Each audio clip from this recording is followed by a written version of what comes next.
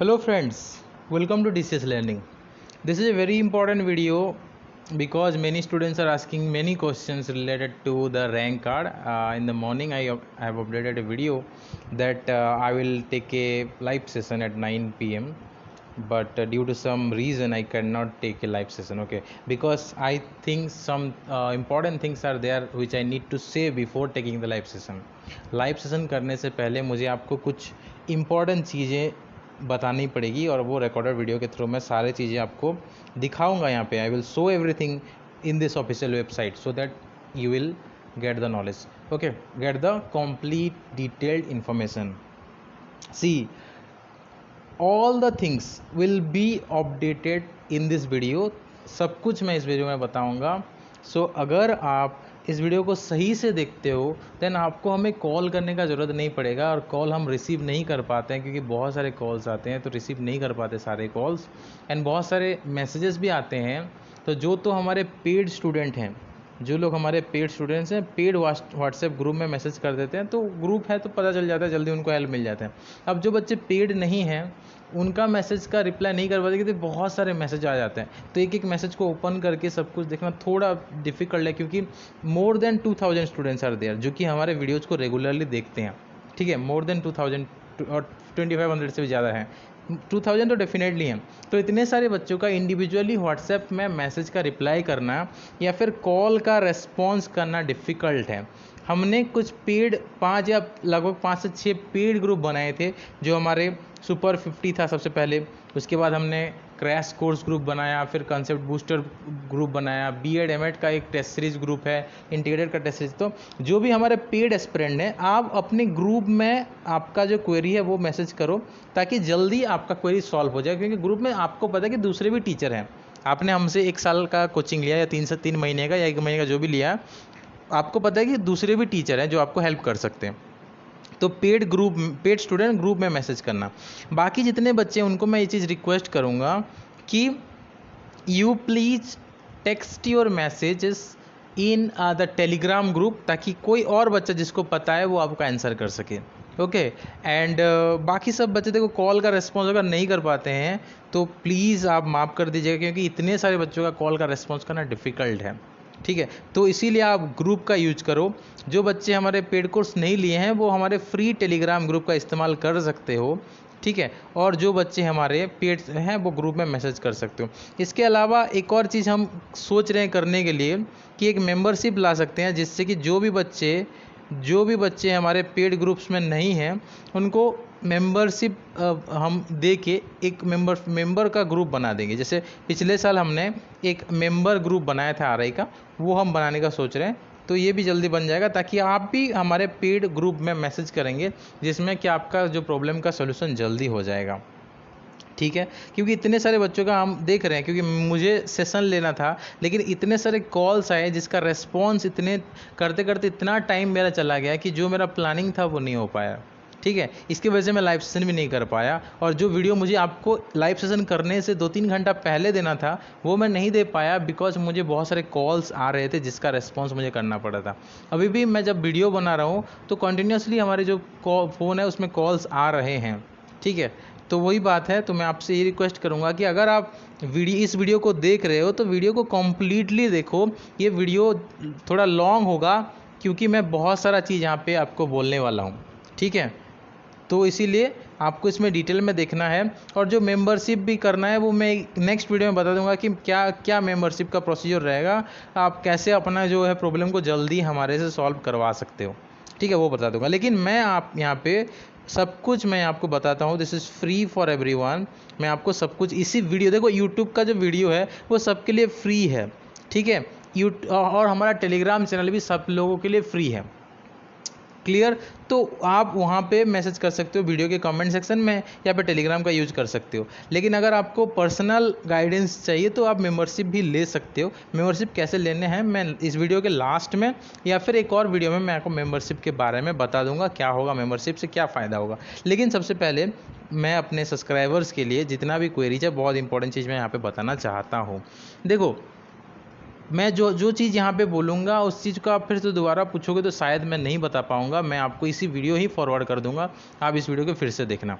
ठीक है, क्योंकि इतने सारे बच्चे हैं, सबका कॉल रिसीव करना सही में पॉसिबल नहीं हो पा रहा है। अगर मैं सबका कॉल रिसीव करता रहूँगा तो फिर वीडियो नहीं बन पाएगा। ये चीज़ मैं आपको बताता हूँ। अगर कॉल रिसीव करूँगा, मैसेज का रिप्लाई करूँगा, हर एक पर्टिकुलर बच्चे का ऐसा आप सोच रहे हो कि मैसेज का रिप्लाई करूँगा, तो मैं कोई वीडियो नहीं बना सकता, कोई कोर्स नहीं बना सकता आपके लिए, ठीक है। तो ये चीज़ है, थोड़ा अभी प्रॉब्लम हो रहा है। अगर इसके लिए हम कुछ लोगों को रिक्रूट कर देंगे तो सुविधा होगा अभी, लेकिन थोड़ा प्रॉब्लम है तो नहीं हो पा रहा है। इसलिए आप लोग सपोर्ट करेंगे तभी हम लोग आपको सपोर्ट कर पाएंगे, आपको हेल्प कर पाएंगे, ठीक है।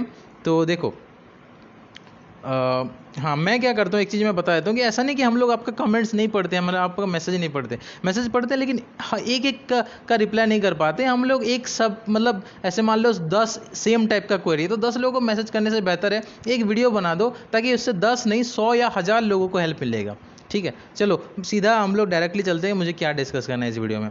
देखो बहुत सारे बच्चे पूछते हैं कि सर मुझे मान लो इतना 100 रैंक मिला है, सर मुझे 50 रैंक मिला है, सर मुझे सेकंड स्टेट रैंक सेकंड मिला है, कैटेगरी रैंक, तो आप सर मुझे सीट मिलेगा कि नहीं, ठीक है। तो वो चीज़ मैं क्लियर करता हूँ पहले। देखो ये वीडियो मैं हिंदी में कर रहा हूँ, इसका एक इंग्लिश वर्जन का वीडियो आएगा जो आ रहा है मैसूर के लिए, बच्चे अप्लाई करते हैं, वो हिंदी नहीं समझ पाते तो ये इंग्लिश में एक और वीडियो में मैं उनको समझाऊँगा, हिंदी में रहेगा पूरा, ठीक है।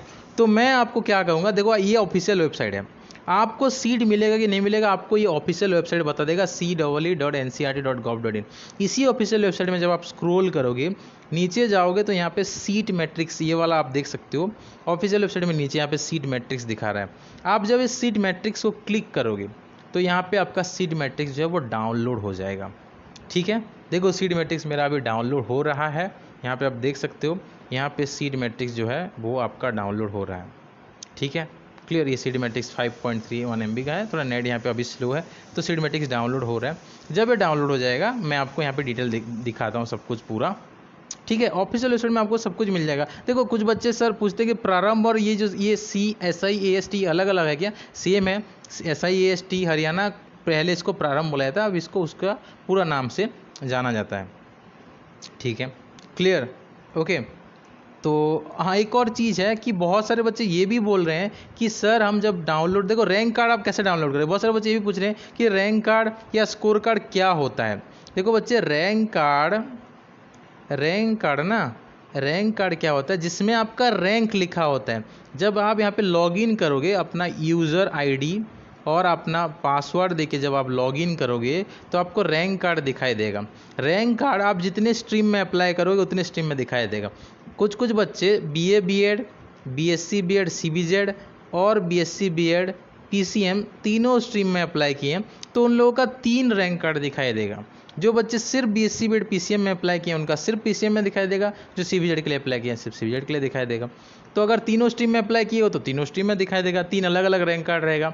अब ये रैंक कार्ड क्या होता है, what is rank card? Rank card is a card in which you can find your rank, आपको कितना रैंक मिला है। और रैंक जो है वो 2 टाइप का हो, 2 रैंक आपको देखने के लिए मिलता है। एक होता है आपका स्टेट रैंक, क्योंकि स्टेट के अकॉर्डिंग सीट होता है, और स्टेट के अंदर भी कैटेगरी के अकॉर्डिंग सीट रहता है, ठीक है। मैं आपको ये चीज़ दिखाऊंगा, ठीक है, कैसे आपका मतलब स्टेट रैंक और कैटेगरी रैंक कैसा होता है। मान लो कोई बच्चे का, अभी तो मेरे पास मतलब बच्चों का ऐसे रैंक कार्ड आया है, लेकिन मैं मान लो ऐसे नॉर्मल बताता हूँ आपको। मान लो ऐसा एक रैंक कार्ड मिला है, यहाँ पे इस साइड में आपका, यहाँ पे आपका नाम वगैरह डिटेल वगैरह, यहाँ पे फोटो वगैरह सब कुछ रहता है, ठीक है। यहाँ पे इस साइड में आपका स्टेट रैंक रहता है, इस साइड में आपका क्या होता है, इस साइड में आपका कैटेगरी रैंक रहता है। मान लो यहाँ पे ऐसा लिखा है कि आपका जो है स्टेट रैंक 50 है और आपका कैटेगरी रैंक मान लो 5 है। इसका मतलब ये है, आप मान लो आंध्र प्रदेश से बिलोंग करते हो, तो आंध्र प्रदेश में जितने भी बच्चों ने अप्लाई किया है उसमें से आपका रैंक है 50। और कैटेगरी मान लो आप OBC कैटेगरी से बिलोंग करते हो, तो OBC कैटेगरी में जितने भी बच्चों ने अप्लाई किया है उसमें आपका कैटेगरी रैंक है 5, ठीक है। ये होता है आपका रैंक कार्ड। देखो जब एंट्रांस होता था तो उस टाइम में स्कोर कार्ड निकलता था, पिछले 2 साल से एंट्रांस नहीं हो रहा है तो रैंक कार्ड निकल रहा है। फिर जब नेक्स्ट ईयर जब एग्जाम होगा तो स्कोर कार्ड निकलेगा। स्कोर कार्ड में क्या होता है, यहाँ पे आपको कितना मार्क मिला वो भी लिखा होता है, आपको इंग्लिश में कितना, रीजनिंग में कितना, टीचिंग एप्टीट्यूड में कितना, टोटल कितना मिला, ये पूरा लिखा हुआ होता है आपका। और करियर का कितना इंक्लूड हुआ वो भी लिखा होता है। तो यहाँ पे स्कोर कार्ड में स्कोर आपका लिखा रहता है, फिर रैंक रहता है। स्कोर कार्ड, रैंक कार्ड, ये डिफरेंस होता है। आप समझ गए स्कोर कार्ड क्या होता है। तो अभी के लिए जो स्कोर कार्ड आपको मांगा जा रहा है आपके फॉर्म फिलअप करते टाइम, वो फॉर्म फिलअप नहीं, मतलब एडमिशन करते टाइम, काउंसलिंग करते टाइम, स्कोर कार्ड आपका रैंक कार्ड ही आपका स्कोर कार्ड है। ये चीज़ याद रख लो, ठीक है। रैंक कार्ड, स्कोर कार्ड क्या है मैंने समझा दिया। मैं देखो ये बहुत लंबा वीडियो बना रहा हूँ, इसको मैं कट करके डिफरेंट पार्ट्स करके मैं छोटा छोटा वीडियो भी फ्रैक्शन में अपलोड कर दूंगा, ताकि किसी बच्चे को किसी पर्टिकुलर सेक्शन में प्रॉब्लम है तो वो उसको देख सकेगा। तो ये हमने डिस्कस किया कि रैंक कार्ड क्या होता है, ठीक है। रैंक कार्ड क्या होता है हमने डिस्कस कर लिया। अब रैंक कार्ड से आपको पता चलेगा कैसे कि आपको सीट मिलेगा या नहीं मिलेगा, ठीक है। देखो फॉर एग्जाम्पल, देखो ये एक रैंक कार्ड है, ठीक है। यहाँ पे लिखा है rank card, NCERT common entrance exam, मतलब RIE-CE एग्जाम का ये है आपका रैंक कार्ड। रैंक कार्ड सारे RI के लिए निकलते हैं। लॉगिन जब करोगे तो आपको पूरा जितने भी आप स्ट्रीम में अप्लाई करोगे सारे स्ट्रीम का आपको रैंक कार्ड देखने के लिए मिलेगा, ठीक है। जैसे मैं यहाँ पे आप स्क्रीन के साइड में आप देख रहे हो कितने सारे यहाँ पे ऑप्शन, इस बच्चे ने जितने भी थे सब उसने अप्लाई किया था, ठीक है। तो सारा रैंक कार्ड वो प्रिंट कर सकती है, देख सकती है, ठीक है। तो यहाँ पे मैं जो ये रैंक कार्ड दिखा रहा हूँ उसी बच्चे का सिर्फ BA B.Ed का रैंक कार्ड दिखा रहा हूँ, ठीक है। आप सब देख सकते हो यहाँ पे उसका C रजिस्ट्रेशन नंबर है, मैं इसको तो हाइड कर दिया है, ठीक है। यहाँ पे सब कुछ लिखा है। स्टेट देखो यहाँ पे उड़ीसा है, OBC NCL से बिलोंग करती है, PWD नहीं है यहाँ पे, टाइप ऑफ डिसेबिलिटी कुछ नहीं है। देखो स्टेट रैंक यहाँ पे लिखा है 148, कैटेगरी रैंक 59। स्टेट में 148 रैंक है जितने भी बच्चे अप्लाई किए थे उनमें से, और कैटेगरी रैंक OBC NCL में जितने बच्चे अप्लाई किए थे उसमें से 59 रैंक है। तो ये आपका होता है रैंक कार्ड। यहाँ पे क्या चीज़ लिखा है देखो कि rank card is provisional and prepared as per the detail entered by the candidate while filling the online application. NCERT will not held responsible for any wrong information. अगर आप रॉन्ग देते हो तो एनसीईआरटी रेस्पॉन्सिबल नहीं होगा। It is responsible candidate to provide print of online application copy and original mark card along with the necessary reservation and caste certificate, income certificate as claimed at the time of counselling. तो counselling के दौरान आपको यही rank card, इसी particular जो card है इसी का एक कॉपी आपको देना पड़ता है। जो ऑनलाइन एप्लीकेशन आपने किया था उसका एक कॉपी, ओरिजिनल मार्कशीट जितने होते हैं 10th का 12th का दोनों देना पड़ेगा, ठीक है। अगर ओरिजिनल नहीं तो प्रोविजनल दे सकते हो, अभी जो जिन लोगों का पास आउट इस बार हुआ है, ठीक है। और जो ग्रेजुएशन के बाद अप्लाई करें तो ग्रेजुएशन का भाई दे देना, जो 2 ईयर B.Ed के लिए अप्लाई कर रहे हो वो ग्रेजुएशन का भी देना पड़ता है उनको। उसके साथ अगर जैसे इसने OBC NCL में अप्लाई किया तो OBC NCL का सर्टिफिकेट इसको देना पड़ेगा, ठीक है। और इनकम सर्टिफिकेट अगर आपका है तो वो भी देना है, ठीक है। इतना सब कुछ आपको करना पड़ता है। तो ये आपका रैंक कार्ड है। अभी एक चीज़ देखते हैं कि जो आपको सीट मिलेगा कि नहीं मिलेगा आप कैसे देख सकते हो, ठीक है। सीट मिलेगा कि नहीं मिलेगा कैसे आप देख सकते हो। देखो यहाँ पे जैसे मैंने वहाँ पे आपने देखा था कि मैंने सीट मैट्रिक्स को अभी डाउनलोड कर लिया है। RIC की जो ऑफिशियल वेबसाइट से मैंने सीट मैट्रिक्स को डाउनलोड कर लिया है, ठीक है। यहाँ पे regional institute of education Mysore का सीट मैट्रिक्स है ये। तो ये तो मैसूर वालों के लिए हम दूसरा वीडियो बनाएंगे इंग्लिश में, बाकी का देखते हैं हम लोग, ठीक है। बाकी जो है उसका हम लोग देखते हैं, ठीक है। यहाँ पे आप देख सकते हो। सबसे पहले हम लोग देखेंगे आपका उड़ीसा के लिए, मतलब जो भुवनेश्वर में जो है, ठीक है।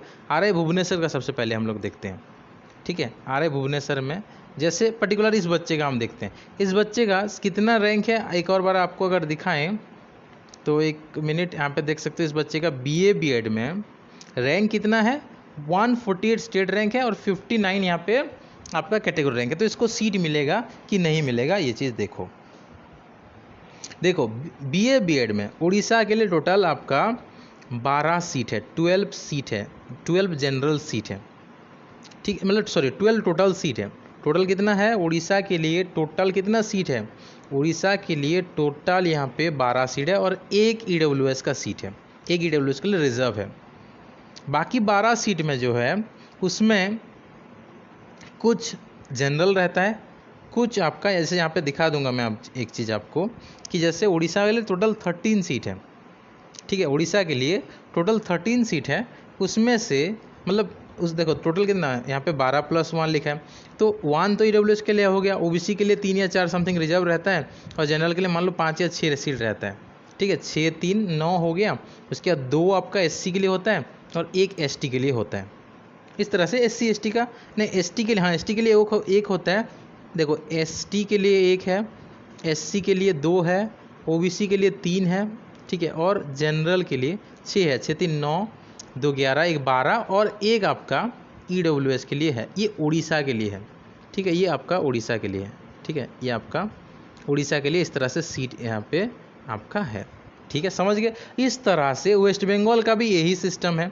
बिहार का थोड़ा यहाँ पे कम होगा, बिहार का क्या एग्जैक्ट सीट है मैं आपको एक वीडियो में बता दूंगा, ठीक है। बिहार का यहाँ पे तो नहीं लिखा, मतलब ऐसा ही सिस्टम, ऐसा ही है, मतलब कम होगा थोड़ा, बिहार का शायद 5 जनरल सीट होगा इस तरह से। तो यहाँ पे कहीं पे ये सीट मैट्रिक्स के अंदर ही दिया होगा ये कहीं पे, ठीक है। ये जो चीज़ है आपको यहाँ पे जनरल EWS ऐसे इस तरह से सीट मैट्रिक्स में दिया होना चाहिए, ठीक है। तो यहाँ पे नहीं दिखा रहा है, मैं अगर मुझे मिलता है तो मैं आपको बता दूंगा, ठीक है। ये आपका कितना सीट वगैरह रहता है मैं आपको बता दूंगा ये चीज़। तो इस तरह से आपका उड़ीसा का सबका अलग अलग रहता है। तो आप देख रहे हो कि एक स्टेट में, उड़ीसा में, वेस्ट बंगाल में, बिहार में, कहाँ किस स्टेट में कितना सीट है आप देख रहे हो।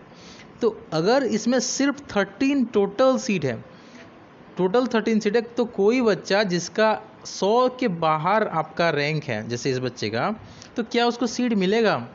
अगर वेटिंग लिस्ट में भी आता है तो इसका डबल लेते हैं, मान लो इसका डबल लेते हैं। आपका यहाँ पे 13 सीट है तो 26 वेटिंग, 13 मान लो ऐसा होता है कि 13 जो है सिलेक्टेड में रहेंगे, सिलेक्टेड लिस्ट में 13 लोगों का नाम रहेगा और 26 लोगों का मान लो वेटिंग लिस्ट में रहेगा। वेट लिस्टेड जो है बच्चे इतने रहेंगे, तो दोनों को मिला देते हो तो भी तो मतलब कितना 39 होता है।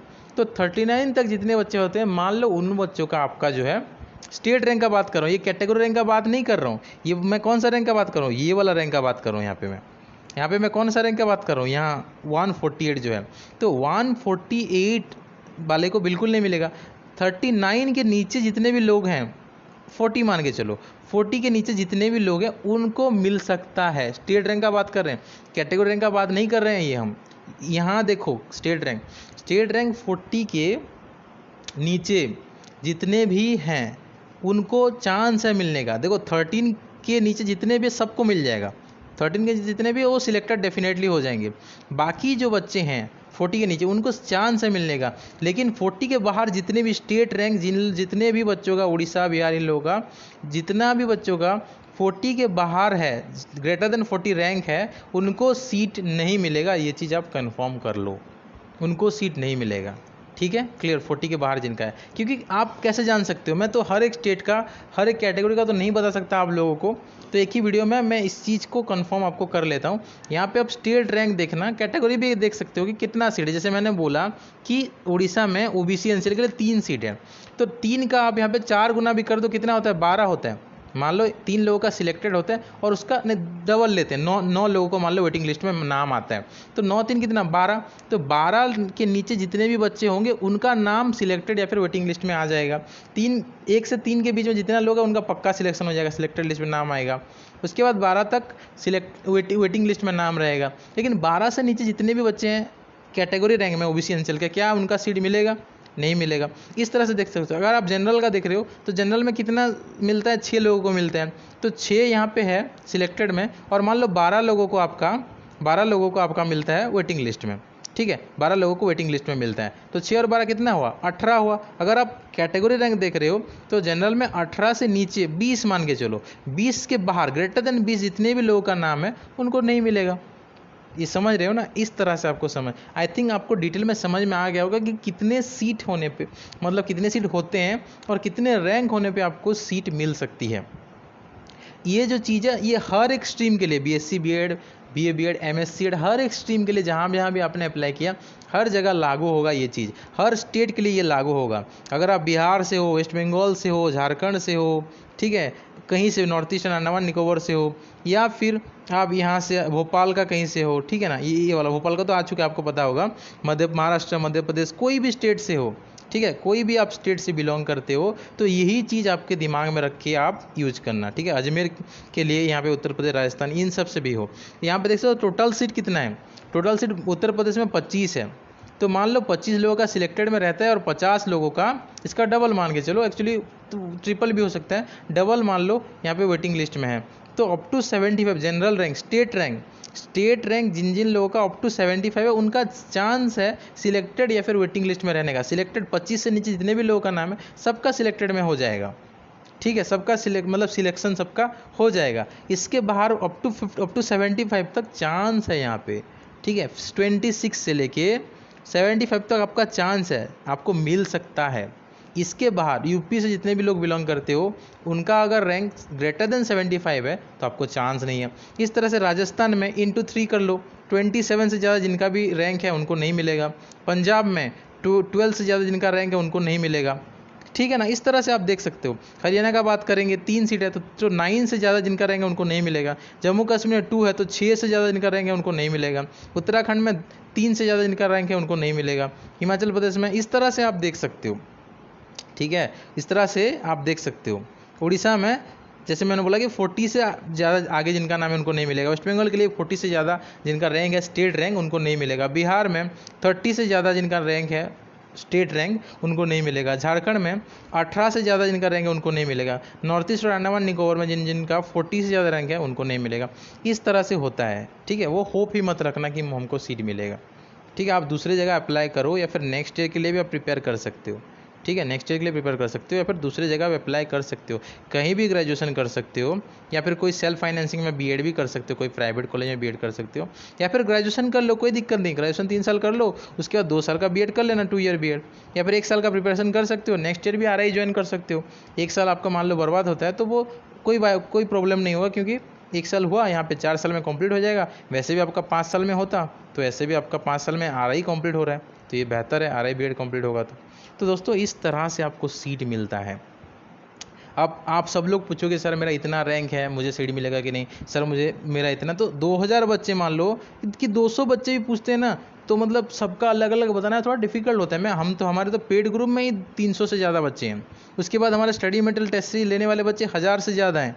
तो इनका सिर्फ अगर हम डाउट क्लियर करते हैं, इन सबको अगर पर्सनल रिप्लाई करते हैं तो भी मतलब हम कितने दिन लग जाएंगे आप समझो। तो इसीलिए सबको अलग अलग मतलब रिप्लाई करना थोड़ा डिफ़िकल्ट है, इसीलिए मैंने एक ही वीडियो में सब कुछ आपको समझा दिया। आप दूसरों को भी वीडियो फॉरवर्ड कर सकते हो।